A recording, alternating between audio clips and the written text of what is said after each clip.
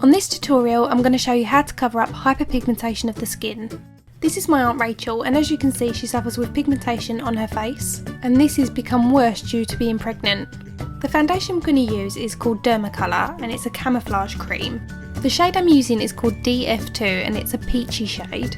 If you're of a darker skin tone you can use the colour D30 as that's a little bit more orange. The shade I'm using here is quite universal on pigmentation. It really does depend on how deep the pigmentation is as to whether you would need a more orangier shade, but this peachy colour will suit anyone of a fair to medium skin tone.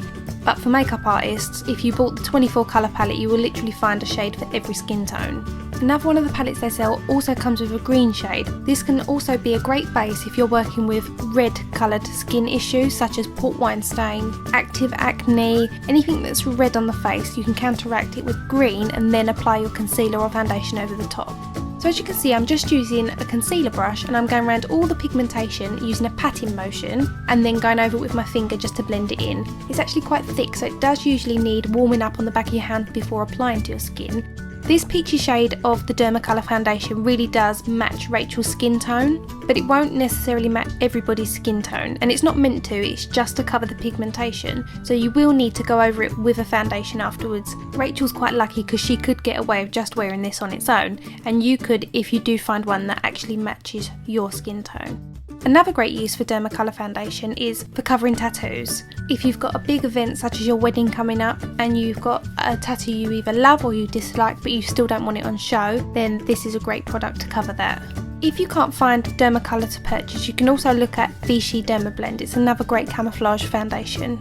So once the pigmentation is covered, if you're going to wear it alone, it would be time to set it in place, and I'll do a little bit more about the setting powders at the end, but if not, then it's time to go over with your foundation. I'm just using Illamasqua Skin Base, and I'm going to be doing a bit of a highlight and contour because it's what I like to do, and if you want to see any more about that you can check out my previous videos. The best way to apply foundation over the Dermacolor that you've already applied is using a beauty sponge.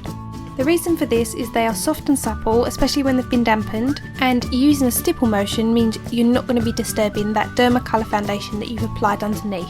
Dermacolor have also built out a liquid version of this. It isn't as waterproof and as thick as the product we're using here, but it is made to withstand all weather conditions. So if you do prefer a slightly finer coverage and your pigmentation isn't as bad, then you can get away with wearing something a little bit thinner. There is a range of Dermacolor makeup removal products, but I find this comes off no problem with normal cleansers and lotions. Now the rest of the makeup's complete, you then want to set that with the Dermacolor Fixing Powder, which waterproofs, sets and mattifies the skin, and then you want to go over that with the fixing spray, and this is going to set that in place and it will last the entire day. So that is the tutorial complete. I hope it's been informative enough. If you have any questions please do comment below and I will get back to you. And I would like to thank my beautiful aunt for bearing her skin to you all for the tutorial, and thank you for being my model.